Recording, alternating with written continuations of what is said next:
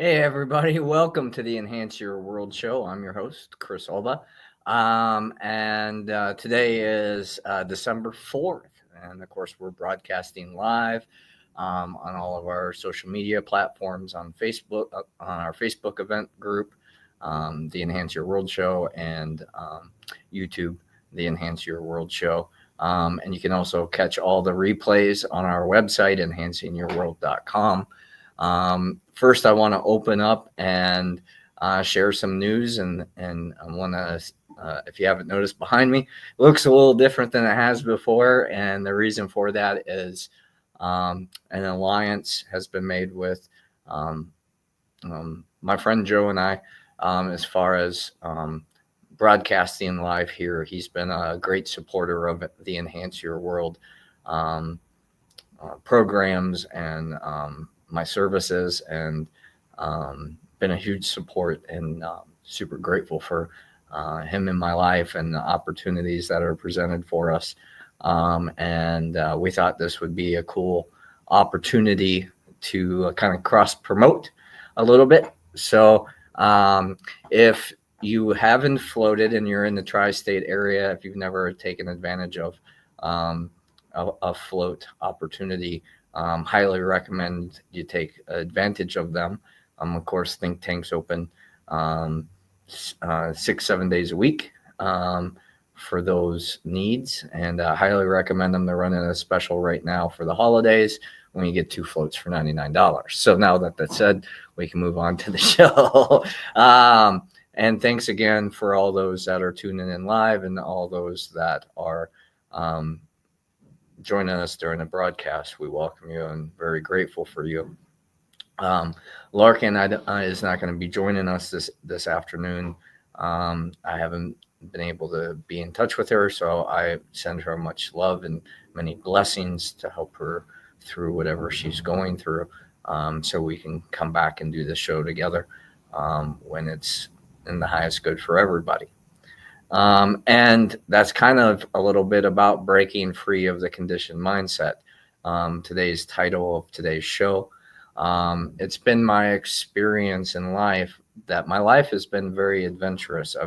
I've walked many different paths, had many different lifestyles, lived a lot of different ways in relation to many different people. I've had the blessing um, to be in all gamuts of the economic spectrum. I've gotten to have meals with billionaires. I've gotten and speak with millionaires, and consider them personal friends, as well as struggling to including myself, struggling to just make it through the day. My brother even spent some time homeless, and as he was going through his drug addiction. And so um, I've been very blessed to um, have experienced many different lifestyles and ways to live.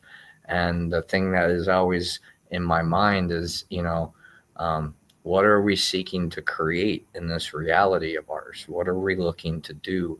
What is the outcome? And the beautiful thing about putting yourself in isolation is you realize that the world will go on with or without you. So the true gift and presence of our being is how we participate in life, how we're showing up.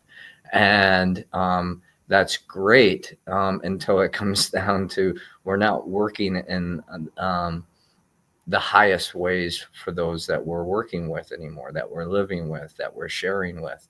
Again, my mom has been a great example for me of unconditional love and compassion through all the adversities that she's gone through in her relationships and our relationship, and of course all her other relationships.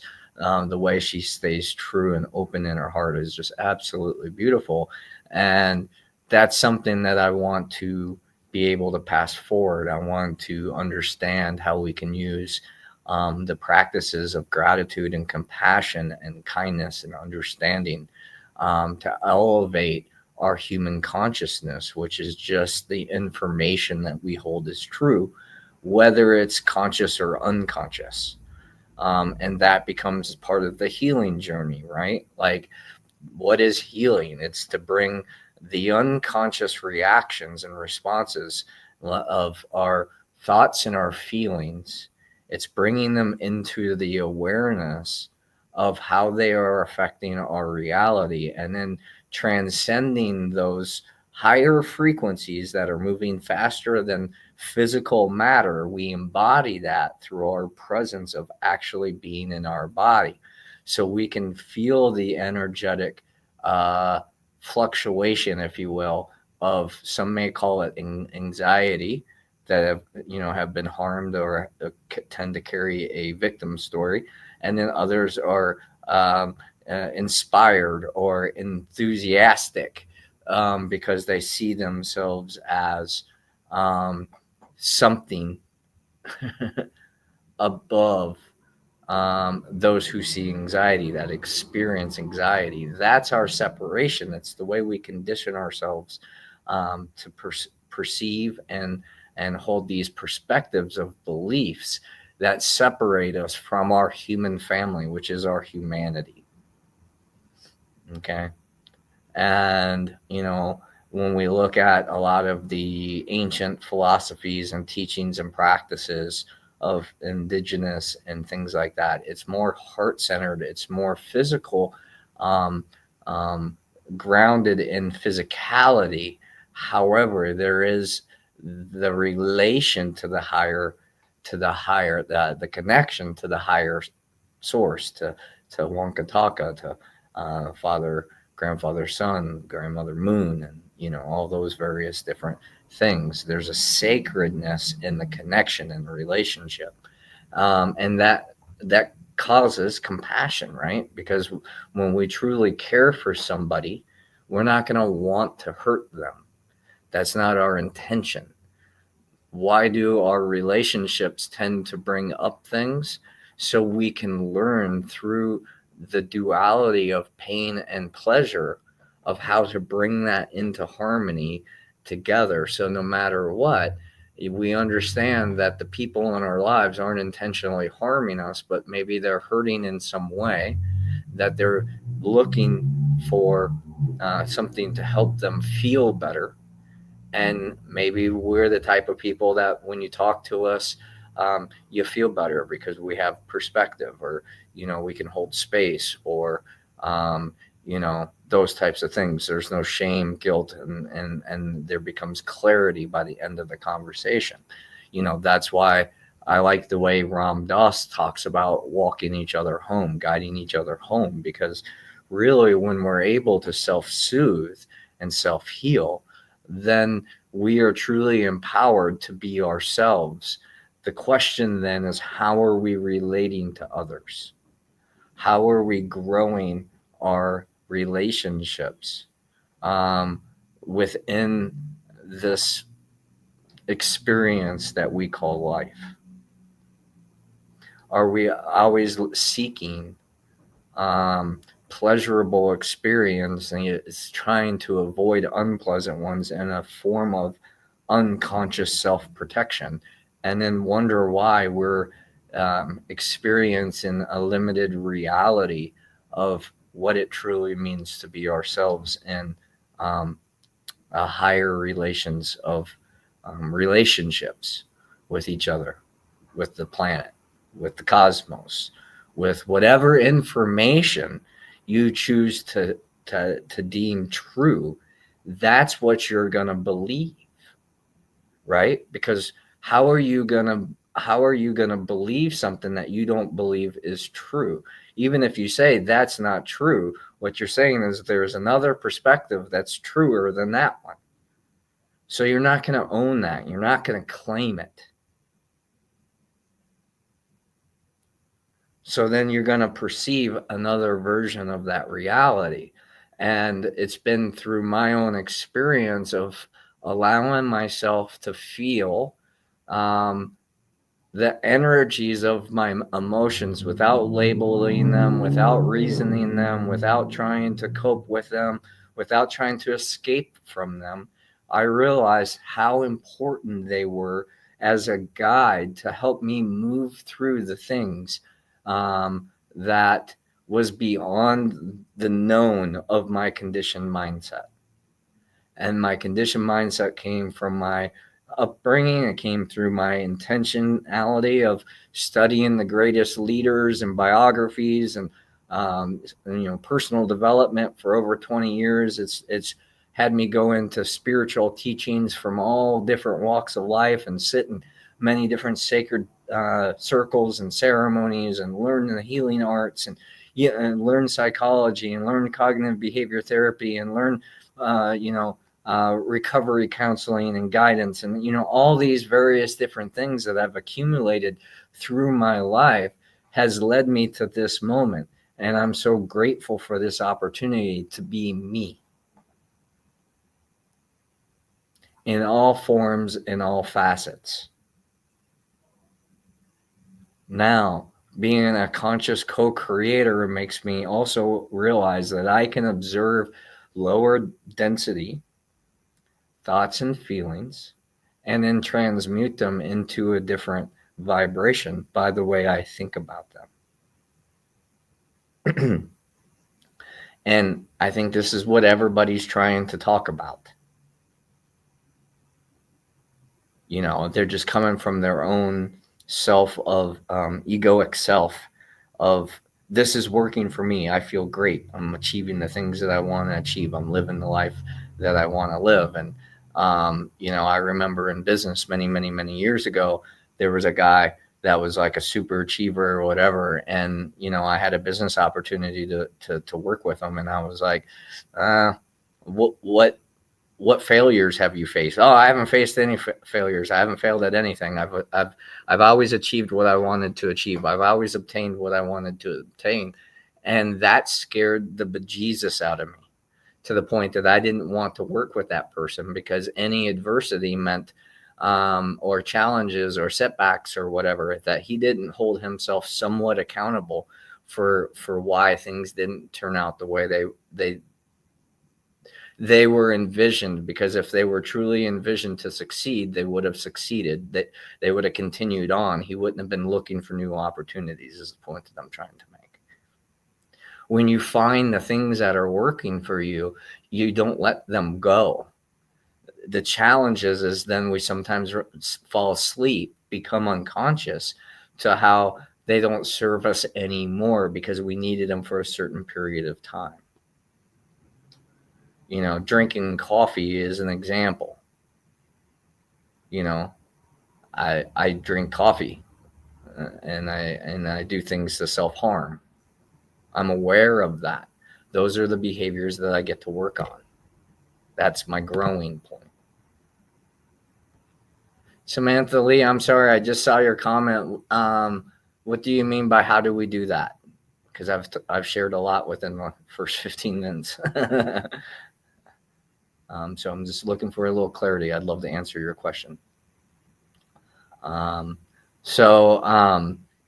purpose that I'm trying to attach to, I guess, if anything, or reflect upon, is exactly where we need to be. Why, how, what, all of those different things. Now, those are part of our narrative. The question is how are you using the challenges that you're going through to help you grow? If you were going to the gym, you would expect to be challenged in the gym unless you've been working out for a really long time and you haven't pushed yourself farther than your comfort zone. Working and mastering your mind and your emotions is no different. It's actually more challenging because you don't necessarily always see the physical results for much longer. And it usually takes a circumstance where you're like, oh, wow, I didn't react like I used to, or, oh my gosh, like I'm attracting people that had similar situations or circumstances that I had in my life. And I'm not feeling attached to them. And I'm able to give some guidance to help people out of that cyclone or that storm. So what a great benefit and reward that came from that experience, so it's all in how we condition ourselves to believe. So if we're always and so how do you escape that reality? How do you escape the conditioned mindset? You do the freaking opposite. If you struggle with perfectionism and you have to have everything the way you want it, the way you think it should be, surrender that and allow people and circumstances to just show up the way they are. And then you're going to have the mental and the emotional reactions within yourself to know where you have work to do. The challenge and limitation of journaling is that it keeps you in your mind. And so if you're unwilling to change the narrative of the character that you play or have played in your life, or how others have played in your life, then we will always be stuck doing that over and over again. I'm sorry. My laptop is apparently not charging, so let me check on that real quick.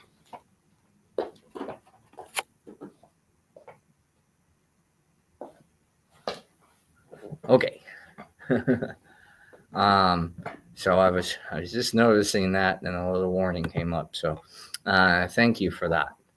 And so, the questions that have come up for me over the last few weeks, or, things especially, that I've been writing about is, what is the information that you're consuming on a daily basis? Because that's helping create your mindset, your belief through repetition, through neurocognition, right? Creating new neural connections. So if you're looking at things that are saying we're effed, right? This is going on, and this war is happening, and this is going on, and oh my God, this is happening in the world, and it's just a disaster. If that's the vibration that we're holding in our heart, because that's what we've been used to, well, then that's what we'll always see. When we understand a little bit deeper and say, oh, these challenges that we're facing, this pain that we're experiencing as individuals and as a collective, are helping us wake up from the ways that our cultures and societies have been doing things for a very long time, and it's no longer working for not only our humanity, but our planet. That's what this is waking us up to. And it is learning about our individual responsibility to be caretakers for one another and each other's realities. You know what I mean? Like, are you showing up being an inspiration for people, or are you just, or getting through life? Again, there is no right or wrong. I'm not trying to differentiate and saying that every level and realm of consciousness isn't needed, because it absolutely is. There is no thing ever that doesn't have a material meaning and value and a worth. The question is how are we creating that? How are we choosing to walk with compassion and understanding for ourselves and for other people, to build the collective humanity and planet that we all authentically desire, the happy, healthy, harmonious, balanced, sustainable, all of those words. They're words. The words are limited to the mental realms of the formless, or the energetic realms of the formless. It's how we take those words and embody them through our behaviors that creates the duality between what we see and what is unseen.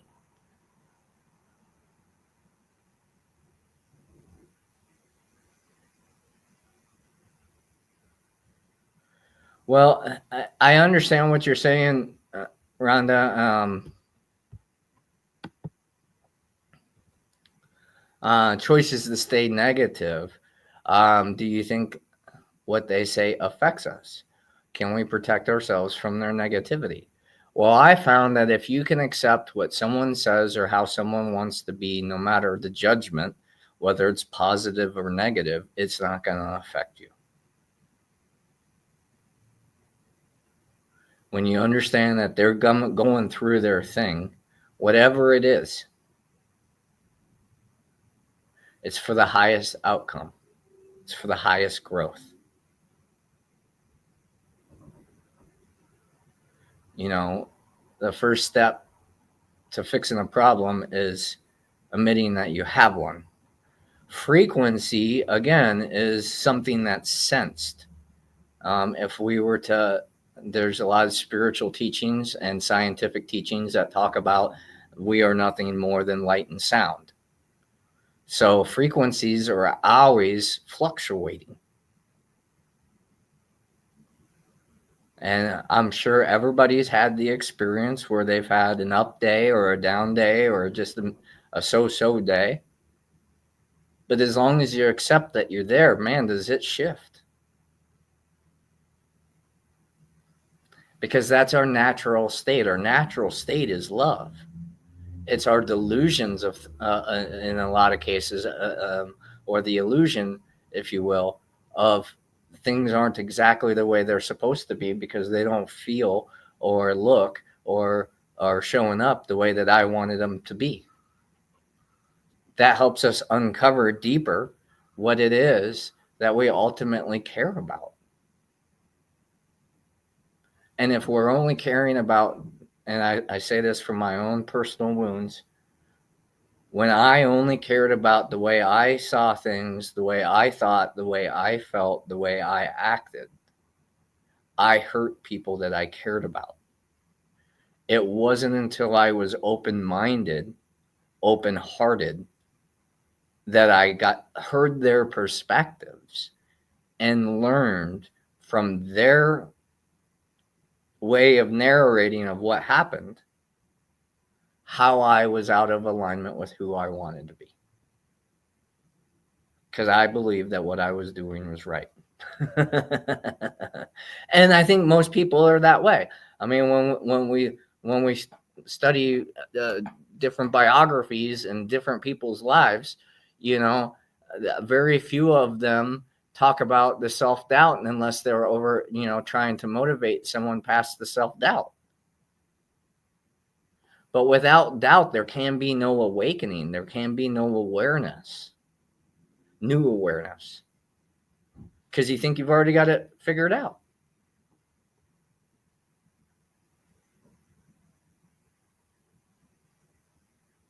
And so are you open and receptive? So sometimes I would say breaking free of the conditioned mindset is to hear things that you don't want to hear, to look at perspectives that fucking suck and hurt.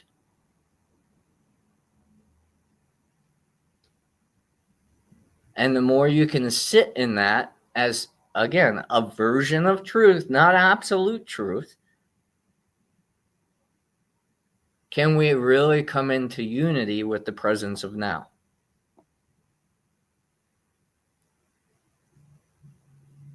And then the only limitation is our creative communication and willingness to embody the visions that we have of how we want the future to look in whatever aspect.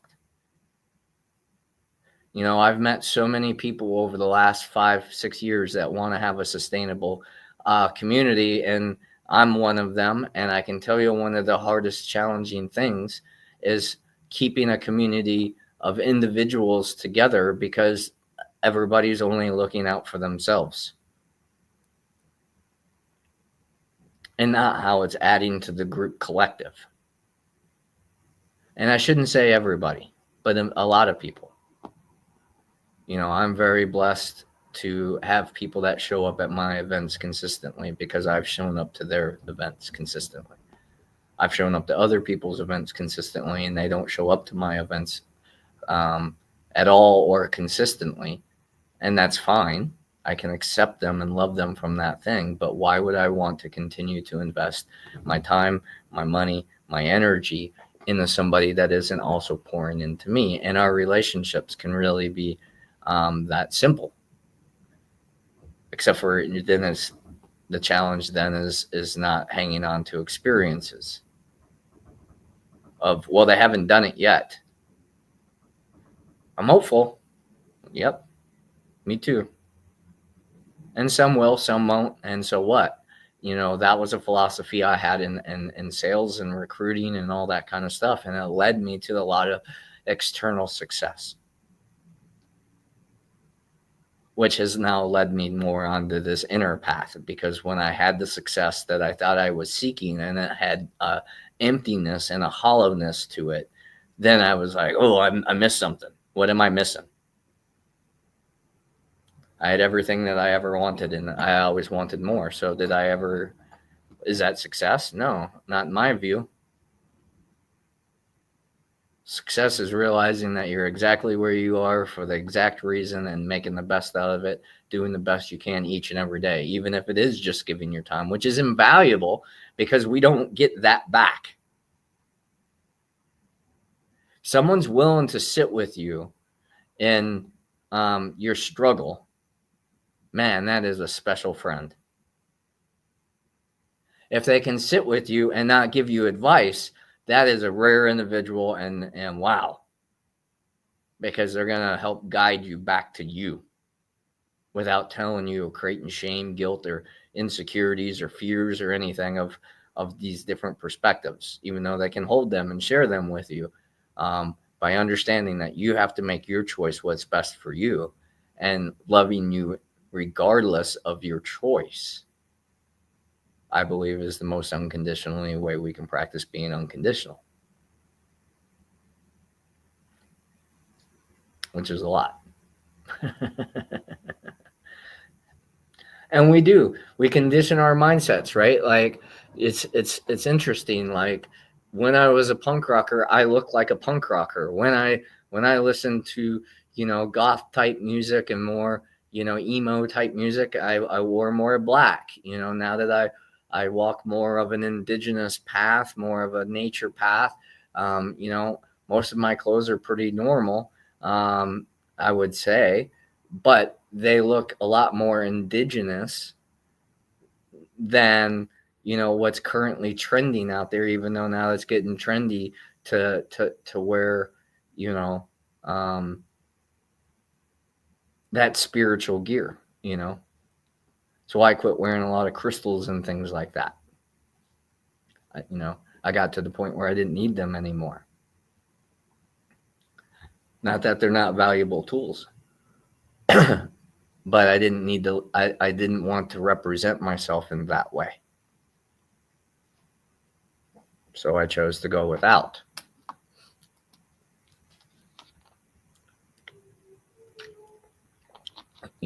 I remember as a kid when I was a punk rocker, and I used to wear chains and, had all the piercings and dyed hair and, all kinds of different things. And I'm like, man, everybody's staring at me. I can't go anywhere without being harassed and blah, blah, blah, blah, blah.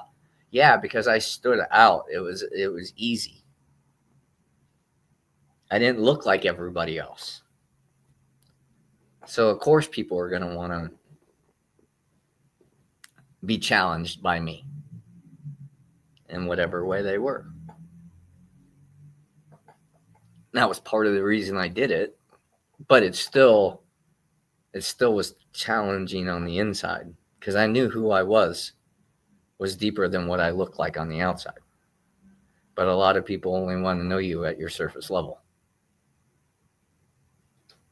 And the great ego death I guess I had, was the one that was the hardest because it was actually doing what I was afraid of doing, which was reaching out to people and being open and vulnerable with them and sharing how I was hurt and what was going on in my head. Hey, Larkin. Hi, how are you? Well, how are you?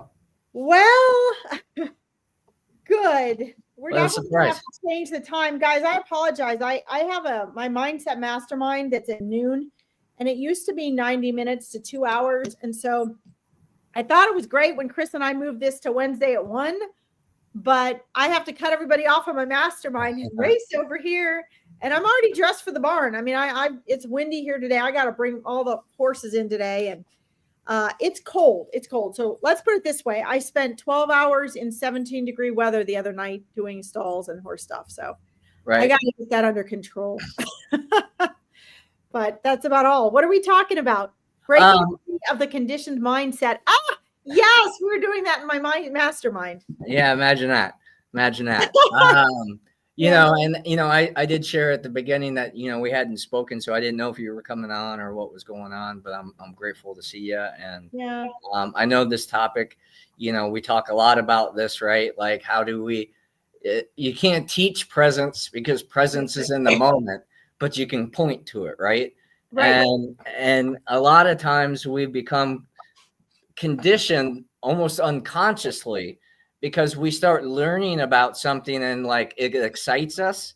So then we start speaking in those terms. We start, and also we start looking like that genre or whatever. And like we condition our reality through the information that we're feeding ourselves.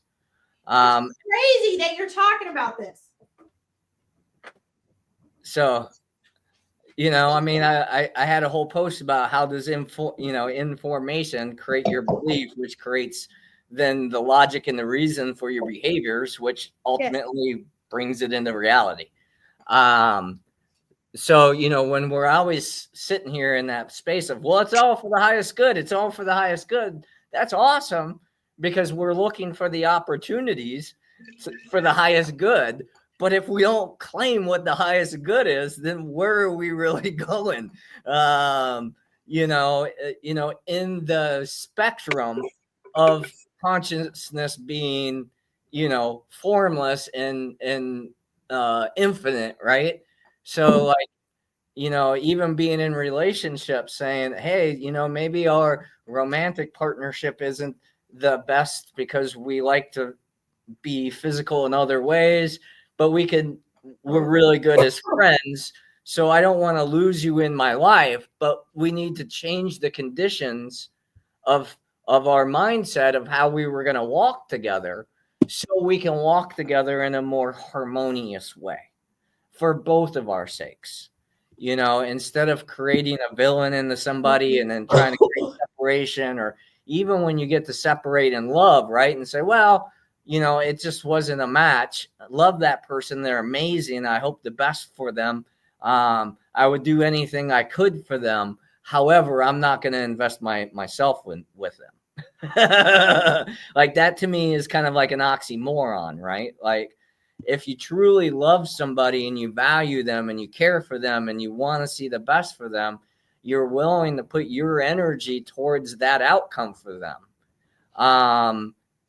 If they're respecting it, if they're using it in a constructive manner, there's no reason to then put up a safety boundary of saying, I've given you everything that I have to give right now. I can't give any more. So I'm going to need a little timeout so I can recoup my energy. So I come from a more centered place versus a selfish, self-preserving way because I feel like I've given more than I'm receiving right now. Yeah, it's really fascinating that you're talking about this because this is literally exactly what we were talking about on my mastermind. Exactly. And it was coming from a place of, you guys hear me say this all the time, showing up for yourself. Hey Keith, welcome. How, I feel like every week I'm confronted with this as a coach. How do you get people to realize what it means to show up for themselves? And how do you get them to show up for themselves? I mean, this is absolutely so vital because no matter what an outside source is giving you or offering you or helping you or assisting you with, no matter how much you pay somebody to help you, if you don't show up for yourself, there's nothing. And I relate to what you're saying, because there are people all the time that show up, literally beg to do coaching. Please help me. I'll do anything. And like you said, while that excitement is there, they mean it sincerely. But as soon as they're comfortable again, or they believe a thought they have, it's too expensive, this isn't the right match for me, I'm not going to have time, I'm going to wait until this happens, I'm just going to try this first, oh, wait a minute, I'm going to go do this astrology course, this will fix everything. There's nothing more important than being aware of and learning to choose your state of consciousness. There is nothing more powerful than that. Right. Because if you're not aware of and cannot choose your state of consciousness, and I know this is right because I get chills from source, my higher self, whoever, every time I restate this. If you are not aware of and you are not choosing your state of consciousness, you have nothing. You are running on whatever that 95% of your mind you're unaware of, that has been programmed and influenced by everybody and everything else, that has taken on whatever perception you've been programmed to have. And you're just reacting to life. And so I always tell my clients, make your state of consciousness your first priority. This means you must first be aware of it. It doesn't mean you have to fix anything. You don't even have to change anything. Just be aware of it. Yeah, and all the master teachers throughout time, including the Dalai Lama now and Eckhart Tolle and Dr. Wayne Dyer, teach this. Just be aware first. Because if you don't have awareness, you've got nothing. Right. And then you can say, wow, my state of consciousness is not, it's not where I want it to be. If I want this, is my state of consciousness in alignment with me being, let's not even say abundant or millionaire. Let's just say with not struggling. Right. Is my state of consciousness cohesive with a comfortable, peaceful, happy relationship, a comfortable state of finances, a joy in what I do for work? Let's just start with that. If your state of consciousness is not conducive for that, then that's where you need to start. And I see everybody starting with, I'm after this ultimate dream soulmate relationship. It's all or nothing. I hear the men say all the time, it's all or nothing. Yeah. Or it's but that's the ego. That's the dramatic fairy. Like, yeah, well, and we've been conditioned that we have to commit. Like, we have to be this, right? Like almost Absolutely. like a hero or a savior for the damsel in distress. And it's like, ultimately, like, can we have a partnership?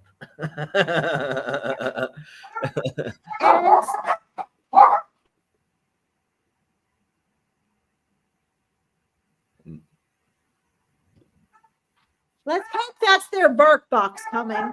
Yeah. Anyway, so we have to really step back and look at what I see most people when they come to me for manifesting is most people don't have realistic is not my favorite word, but excuse me, I'm closing the door. Most people do not have a realistic idea of what they can even, what's doable, guys. Start with what's doable. Don't be like, homeless on the street, or you can't afford food and gas and be like, I'm going to be a millionaire, because your subconscious mind doesn't say that's doable. If you've struggled with relationships or you're struggling with finance or whatever, just start with what's doable, because then your subconscious mind can start to put its feelers out and say, okay, it can start to recognize things that can actually assist you. Because the play I see, Chris, I know you see as well, is people have these unrealistic leaps for their expectations to manifest, but then they don't even show up for themselves for the basics. Right. I have 3 new coaching clients that started within the past 3 months. One of them is still emailing me. The other 2 disappeared. The one only wanted me to fix her boyfriend, which is never going to happen. That's ultimately what she wanted. And I said, this is ultimately what you want. So this probably isn't going to work because you got to work on you. Right. So that was out the door. The other one had an excuse and it had to miss a month. I said, that's fine. You can make up the payments later. Just show up. Don't create a gap in your progress. Nope. Disappeared. Why? Because the egoic mind says we were getting a little too close to change. A million excuses. Reasons are excuses. Sorry, hate to tell you. Reasons are excuses, myself included. I do not discount myself in that. Right.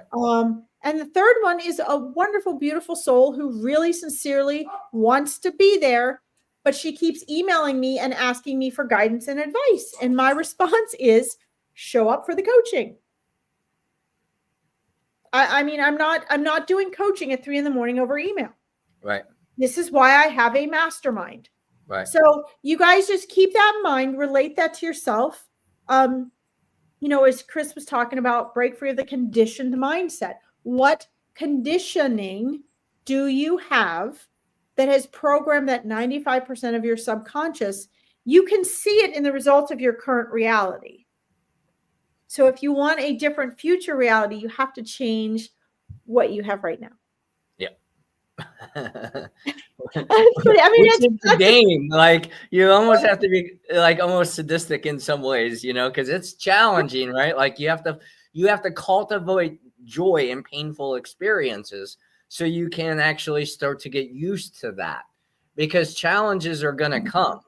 It's just how are we responding to them in a more eloquent way so we're not hung up on them, I just had a friend of mine, like she's battling cancer and, she's struggling and she was having a really bad time and dark time. And she reached out to me and I didn't pick up the phone because I was busy. And I've told her, like, you're not a client. You're my friend. I love you. I want to be there, but I can't just drop everything every time you need me and take your phone call, to talk about whatever it is that's going on in your life. I just don't have, I don't have the time right now or the energy to do that right now. Love you. We can definitely talk, but I can't just drop everything, every morning because you had something happen. And she called me the other day and I didn't take it. And then, immediate was like, I see where you stand. Like, I'm going to just cut you out of my life. And I was like, okay. Like, if that's, if that's how you feel, if you feel like that's the best move for you right now, because I'm not showing up the way you want me to right now. I understand. And as soon as I said that, like, I got a text message back saying, I'm so sorry. Cause oh my God, I was being so selfish. Like, you have a life too, like you have, and the reason I share that story is most of the time, especially if we're people pleasers, we're going to go into that. I need to fix and repair right now. And oh my God, like, I'm okay. I don't want to lose people in my life. That is not, I want to keep everybody in my life. That's the one thing that I want to collect more than anything is really cool people in my life. Whether we talk, once a week or once a year or whatever, to me, people are invaluable. And so like that's important to me is to try to keep the best relations I can with people. Because I find that to be beneficial. I learn and grow from everybody. So, I jump in with that. I totally agree with you, like 1,000%. But I want to throw this out for people as well, though. You guys also have to remember, though, that sometimes it is just as healthy and beneficial for people to leave your life. And even for you to walk away. I mean, it isn't all, if you lose someone in your life, you're not really losing anything. Right. Okay. And I just want to make sure this is just clear. Physical space. Yeah, you and I understand this, Chris, but I want to make sure everybody understands this because a lot of people listening might, I used to always be like that. No matter what, keep and hang on to connections. I don't believe in burning bridges. Right. Okay, so that's one thing. That's great. But there are times where people are maybe, our frequencies change, their paths Mhm. separate. When we hang on to that, or we lean out of our lane in order to keep them there because we treasure and value them and we want to help them, or they're valuable to us. I guess a good way for you guys to monitor this is to say, are you forcing it or not? Right. Yes, make the effort. If it's something that's your responsibility, yes, go out of your way, apologize, do what you need to. Right. But I know for somebody like me, I used to lean way out of my lane just because I loved that person, friend, whatever, colleague, wanted to keep everyone together, wanted to keep a good rapport and keep that relationship. Right. And, the truth is, guys, is that it doesn't always happen and we don't always know why. And they're not always the best for us either. I mean, a lot of the people that I wanted to keep in my life that I didn't understand why they just disappeared or why they, whatever. You got to understand, a lot of people react dramatically.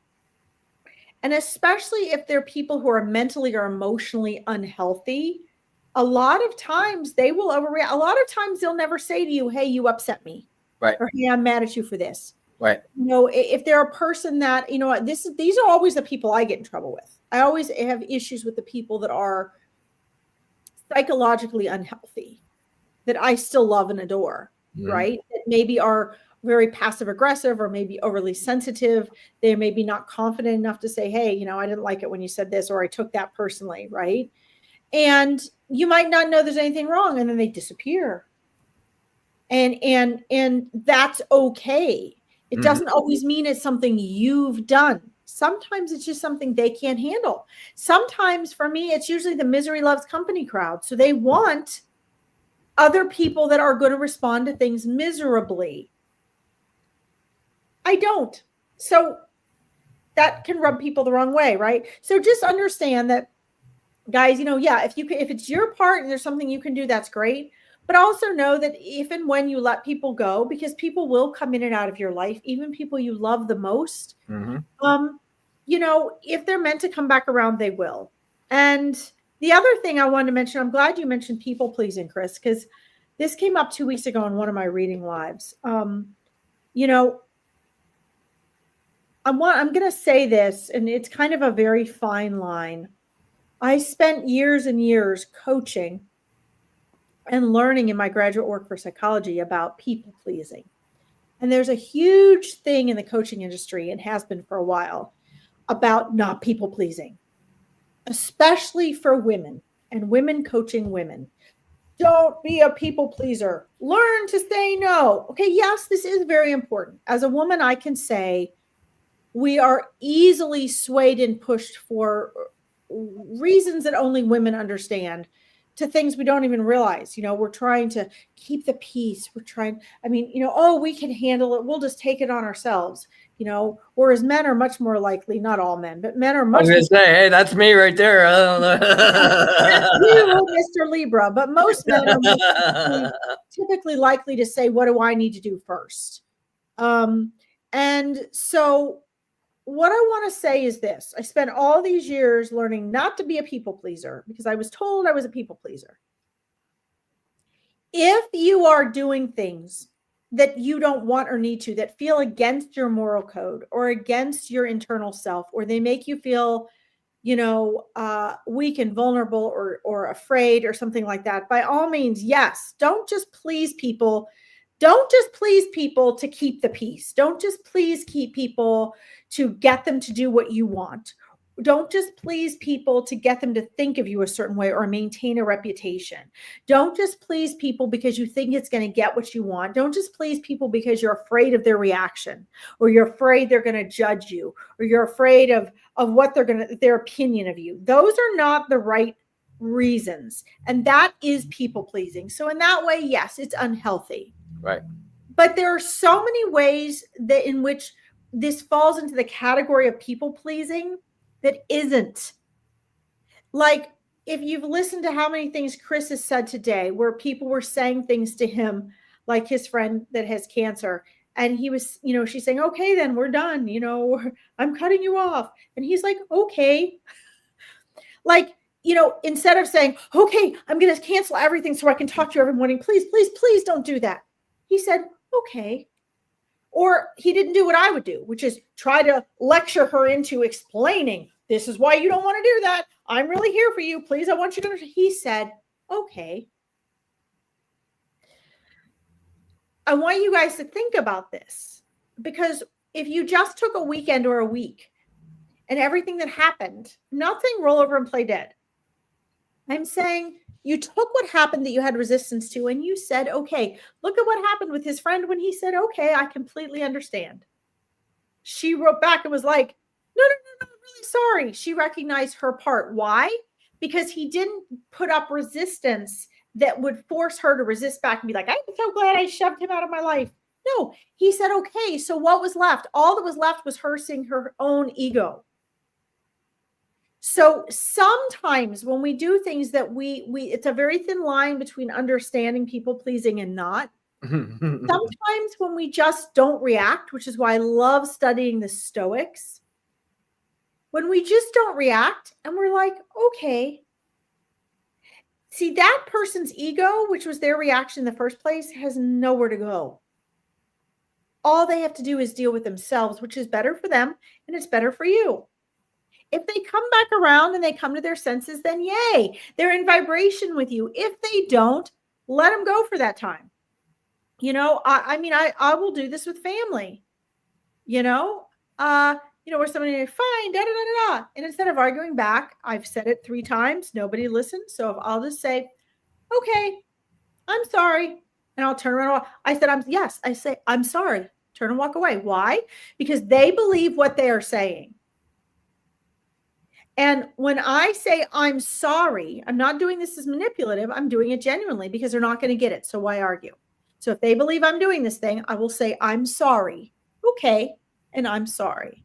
And then what happens? Then they're like, oh my God, now I feel really bad. Why did she say she was sorry? I was the one really doing this, right? I'm not doing it intentionally for reverse psychology, guys. I'm doing it because that seems like I'm people pleasing. It seems like I'm giving in. It seems like I'm rolling over and playing dead. What you do when you do that, it's just your ego. It's not you. When you do that with your ego, what happens is it drops like a balloon. You just put a pin into the ground. And then their ego needs your ego to reflect itself because the ego has to be fed by resistance. Mm-hmm. And then they've got nothing left. They're fighting themselves. It's just energy exchange. And it's your mindset. Right. Conditioning. Right. Yeah. I mean, and unfortunately, I fought really hard to keep someone in my life that I deeply love and care about, and it made it worse. So from that experience, I learned, okay, like if it's time for us to part ways, it's time for us to part ways for a bit. Because you know what? I've had people come back into my life 15, 20 years later, and our bond is closer and tighter and more aligned now than it ever has been. And even though we practice different ways of life. Yeah. And that can happen too, even just with like maybe even with people that you had an issue with. Right. Sometimes it's not even people that maybe it's not people you missed or were close to. Maybe it's someone that you had a severe issue with in some sort, and things come back and you have that opportunity to, one person apologizes, somebody else, gets to vent their feelings, and at least you go off with peace, right? It came around full circle. Mm-hmm. I've had that happen too. And what a blessing that is. Right. Right. It's like once we get rid of the resistance of the emotional and mental energy, right? That the resistance, like we see things from a clear state of view, right? And so sometimes that time is necessary to get that. Have some new different experiences, meet new people, learn some new techniques or whatever it is, right? Like everybody's on their path. I'm not here to dictate what's right and what's wrong. But, like being more open and allowing, I mean, that's why I wanted to title the show Breaking Free of the Conditioned Mindset, because so many of us are conditioned to believe in all these teachings and labels and, all this stuff. We don't even realize it. Yeah. I mean, one of the things in Bali that came to my awareness was, when Rhonda would ask someone, are you Muslim or are you Hindu? Which, supposed to be taboo anyway, right? You're not supposed to ask people, but we're walking the spiritual path, so I mean, it's like, we're like, oh, they're Americans. Yeah. Like, oh yeah, they're on the thing, but she was asking them that, and I would and they were like, oh, I'm Hindu, and this is how I practice it, and it was like, really, it's a practice. It's all a practice. Yes. Like all that religion has done, and now it's the new age spirituality. All it's done is help protect the ego a little bit more in a different way. And people feel like it's different because it's termed different. Right. When the effect is the same. and like, it's so frustrating sometimes to understand that, like, the only thing that keeps us from having heaven on earth, to having the lifestyles that we want, to all the different things, is just being open to being it yourself in relation to what you have in life, and then moving in that direction. And in divine timing, it's going to come. And the reason I use the word divine is strategic, because we don't know when it's going to happen. Some of my biggest, and Larkin, I don't know if you've had the similar experience, some of my biggest peak moments came by chance circumstance. Mm-hmm.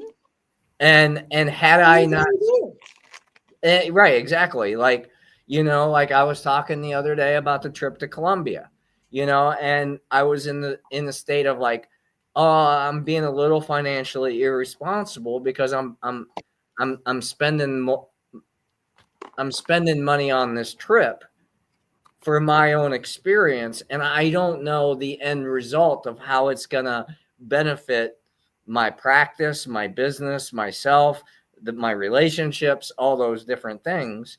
But I'm going to have any experience because those are the things that I want the outcomes to be. Like, I want to go through challenging relationships. Why? Because then I know how to have harmonious relationships. And it's all a practice of acceptance and presence. And, we can use all these beautiful words and, throw out all these techniques and, look at how vast our knowledge of that we've been able to build, but ultimately it only creates our knowledge, the ledge of the known. And for us to truly have faith, we have to let go of that stuff by being here, unconditioned, in the unknown, with the best of intentions. That's right. That's right.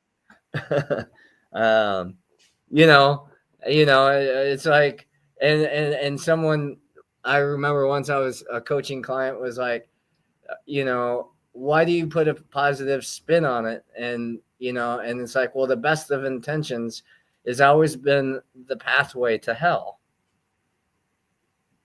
Because we intend to do the right thing. We intend to do the things, but until we give it the attention and actually put our energy into it, the intent, what is intended, may or may not manifest. Yeah, I mean, I intend to be a good person, whatever that means, right? Like, I intend to do good. I hear this a lot all the time, right? Or my love is unconditional and boundless. But here, let me not consider your feelings or how my life is going to affect, my life choices are going to affect you or the collective or any of that other stuff. Like that it's a little bit of a dis-ease of integrity. Because if we truly meant what we're saying, then we're going to be present for it. Well, and I think what happens is we put the cart before the horse. Right. I mean, I cannot emphasize this enough, guys. I know I keep re-emphasizing the same simple things, but for all of the reasons that Chris just shared, this is why I focus so neutrally on sort of a trifecta of neutral studies and practices. Right. So like, I was just telling my mindset clients, and for any of you out there that are psychologists or into psychology, I'm sorry, I'm not trying to put down psychology. I am not currently a psychologist, so I am not saying psychology doesn't work. I am not encouraging anyone to not go to psychology. I recommend a lot of my clients go to psychologists. But one of the things I noticed and why I got out of psychology and into neuroscience, mindset and mindfulness, coaching instead, with spirituality, which I don't even like that word anymore, Right. but it's because the spirituality being a way of life, okay, like Buddhism, like Zen, not a religion, not new agey. I've never gotten into the new age community. There's too many things I disagree with. There's too many just broken people and mindsets going in there, using it as another excuse not to transform and get out of their comfort zone. That's ultimately what it is. It's a substitute. And so, but what I was talking about on the mastermind today is that psychology can become the same surrogate as calling your family and friends and just bitching. And I'm an expressive person. I'm super hypersensitive in so many ways. And so when I feel something emotionally, it feels like 100 times stronger than it does for a lot of people, for a lot of reasons. So it was something that I found even myself I did. And as I got into graduate school for psychology, I recognized this even more, that psychology, you can become addicted to going in, having your session. You're acknowledged, you're heard, you're given what you believe are solutions. The person listening is being paid to ask you about your past and be interested.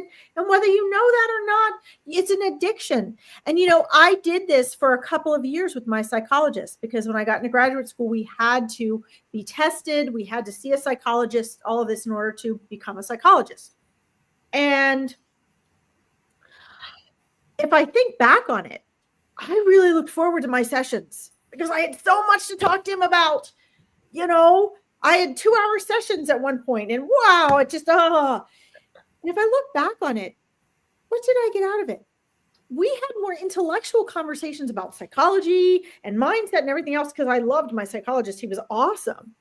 But he would sympathize with me. He would side with me. He would give me solutions. I loved it. It was an addiction. And because I had grown up sharing and talking with close friends and family, like a lot of women do, about every little thing that happened, it was an addiction. But you know what the real solution was? Shut up, be still and silent, and stop resisting what the hell's going on. That's the answer. Well, it's the same thing with all the ceremonies we do and plant ceremonies, and I'm an advocate for it, right? But it's the ego's playground. Yeah, it's like, oh, I'm gonna have this crazy altered experience. Woohoo! Like for me, that's how I'm going into it. But because I want to master my energy in all the different ways, and how is this gonna show up, and how am I gonna get to navigate that? Like, I don't have to go anywhere to entertain. I can sit in the room. You don't have to, and that's the thing, Chris. Nobody wants that answer. Right. Nobody. That's what the Maharishi did. People came for the Maharishi, and he just freaking sat there. And people would get pissed and leave. Well, he is supposed to be the greatest master teacher on the planet. He just sat there. He looked at me and then went, closed his eyes, and that was it. What were they supposed to learn? To shut up and silence their mind and their thoughts. Because where do all of your problems arise, my friends? Yeah. Why are you listening to this? Why do you want a coach? Why do you want a psychologist? Why do you want mindset? Why do you call your friends and complain and bitch and gossip? Why do you want to feel heard? Because of this. That's it. And nobody wants that simple solution. Why? Because the ego is bored by that. The ego is not interested in what I'm saying right now. That is boring. You guys would prefer, oh, you got a demon following you. Yeah. This is from that past life. And Yeah, it's all your father's fault. And then look what your sister did. You're going to have, this is a long road ahead. You're going to have to do blah, blah, blah. That's what your ego wants me to say. Right. And that is the ego's roundabout. I'm going to play a game with you for the rest of your life and make up all this shit to keep you busy so you can pretend you're solving the problems that you've created for yourself. But that's not the answer, really. Most of the people that I talk to is after we get off the phone or about to get off the phone, I hear, thank you for reminding me what I already knew. And fuck you. And, I take it with a grain of salt and, all that stuff. But I mean, Eckhart Tolle says in the presence of now, it's like I believe it's the police chief, right? That's investigating the arsonist, but he's the arsonist. Like, that's the greatest analogy for the ego. Because it's like, oh, there's a problem, but I don't know how to fix it. Like, I don't know. Like, I think it's out here. I think it's over here. And oh, wait, like I haven't meditated long enough. I haven't done this. I haven't done that. And I can say that because I was that person. Like, I would meditate for 5 hours a day and be like, man, my life is freaking awesome. And then, something happened that I wasn't expecting, and then emotions came up, and it was like, wait a minute, like that's not supposed to happen. I'm meditating. I'm doing all these methods. I'm doing all these things. I'm doing all this. I shouldn't have to have this experience. And then it's like, well, hi, you go. Like, we're having that experience anyway. So you're going to get over it and have the experience and enjoy it the best you can and move on from it, or are you going to make a big deal out of it and stay stuck there? And there is a level of, we have to be mindful not to neglect ourselves. And, because I've definitely also fallen into that trap of like, I'm just going to be free of everything. Like, I'm no attachments. And the most challenging thing for me in that experience, even though that my friends and my family and all those were helping me out and all that stuff, was not being able to give in the ways that I wanted to be able to give because I didn't have the resources to actually do it. Whether it was my time, whether it was my money, whether it was going on a trip or whatever it was. I think that is like, I saw a license plate the other day that just really inspired me. It said, live to give. And I'm like, absolutely. Cause that's all we have. Like, you're going to have to have it to give it. So, claim your life, claim what it is that's important to you, and then give it away and find out how it's really it's really what the relationship you have with it that means the most. I think most people spend their life becomes their problems. Right. I mean, most people that's what they focus on. And, and again, guys, we don't take our opportunities. I mean, this is also why I believe it is important for us to charge for our services. Because when something's really valuable to someone, they find the way to do it. Most of the people I have given my services away to for free, they get the least out of it. They don't show up. And we have to really look at the value that we put on things, because, again, I have people hop on my lives and my readings. They ask me a question. They might, they get the answer, or they sign up for something. And then if they don't show up, and then they come right back on the live and they ask the same question again. And so, when we're talking about conditioning the mindset, guys, as we summarize up today, look at where are you maybe not following through? Where are your patterns and habits of really wanting change and then getting excited? Do you get hot and then really cold? Do you jump in, you're all motivated, and then you let everything drop? Because it's going to be the things that are least exciting. You might have the most exciting aha moment, but it's not going to be some big fancy magical solution. Your aha moments might be like realizing the power of your thoughts or your power of choice. That is exciting. But the solutions are actually going to be simple. They're going to be right under your nose. They're going to be, the ego likes to hype everything up. So I personally want to leave you guys with a reminder that the ego wants the excitement, the drama, the adrenaline. It wants to be something big and special, some sparkly, shiny solution. But the truth is, the solution's like walking down a path on an autumn day and finding a little, dead brown leaf in all the other leaves. And you realize, oh, the wind and the leaves, they were there all along. That's really the solution. So just keep that in your awareness as you guys are on your never ending, westernized spree and sprint for the magic pill. We always say there is no magic pill, but there is. It's stillness and silence. It's learning to become aware of your thoughts. It's the most uninteresting thing you can possibly imagine. The question is, are you willing to do it? Right. Question. Without building an identity around them. Like yeah. Which means no words, no thoughts. Right. No understanding of it. Right. Feel the energy, but experience the energy, but not create the narrative. Because that just creates more separation between. And this is why coaching is helpful, because it doesn't have to be with us, guys, but this is why we offer the things we offer, because when most of you get off of here, you're going to think about this, make your judgments about it, and go back to your old habits. It's all about habits and repetition. All of it. So the reason that coaching is important is because you can have a community and a backup and support for creating transformation, to changing your mindset, to creating new habits and repetition. That is not easy to do alone on your own without support of anyone that hasn't done it or doesn't understand it, because the rest of the world isn't going to. At least 95% of the people out there are going to keep the habits they have. They're going to continue complaining about the changes they want and never make them. They're not going to know why. And you can stay with the misery loves company crowd, or one at a time, you can be that person that leaves that misery loves company crowd. But you got to have some outside support to do that, because otherwise it's too easy for the mindset to get sucked in, and everybody's going to be like, what are you doing?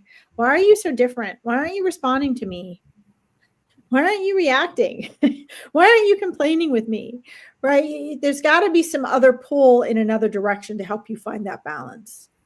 Because it is a very difficult transformation. Even for me, who's always been exceedingly determined and has a very intact cosmic memory, we're human. So we get sucked in by the humans and the ideas around us.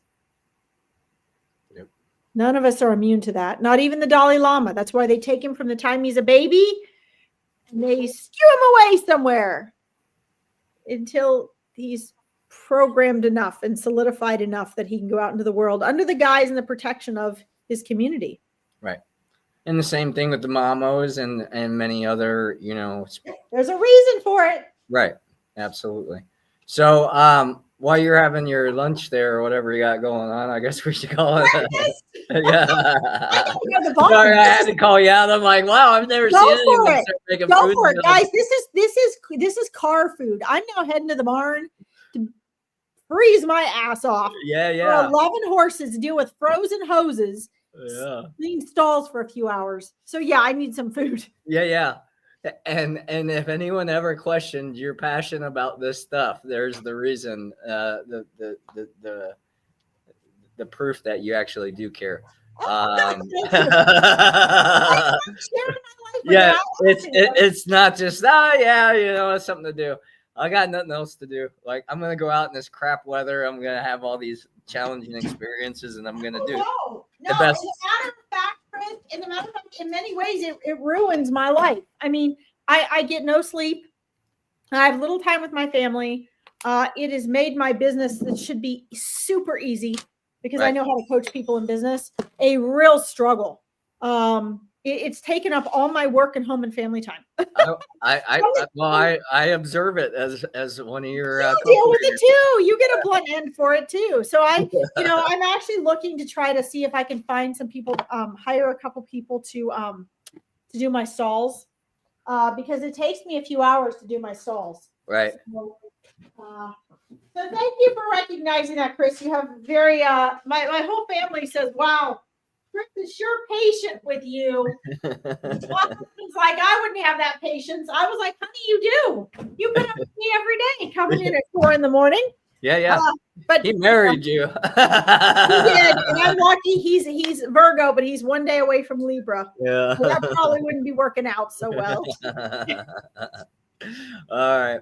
Well, much love, everybody. Thanks for tuning in to our show. Thank you for tuning in live, and your comments and your questions. Very much appreciated. The show is so much